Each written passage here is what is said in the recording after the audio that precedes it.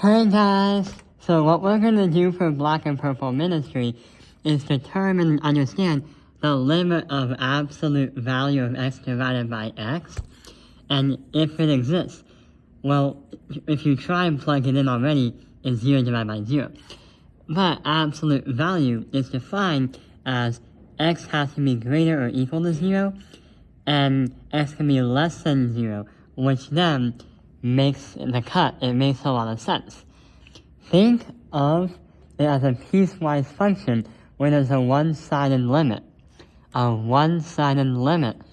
We already know from the beginning of the start that anything that's in between absolute value bars eventually becomes a positive number.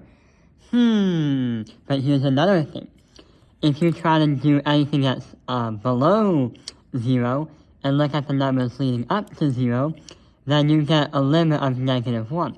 But if you get numbers that are above 0, then you get +1. As you have -1 and +1, it does make sense you don't get any number. It just doesn't exist. Why?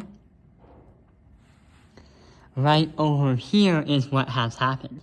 So absolute value normally would look like this, in both positive directions, where whenever you put in for a number, your y is going to equal whatever is put into x.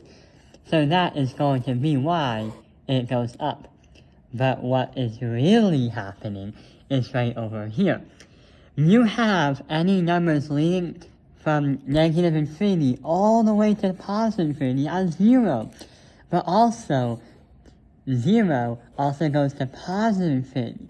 And since you have this and this defined at one point, in terms of limits, it doesn't really make any sense, and thus doesn't really exist. So yeah,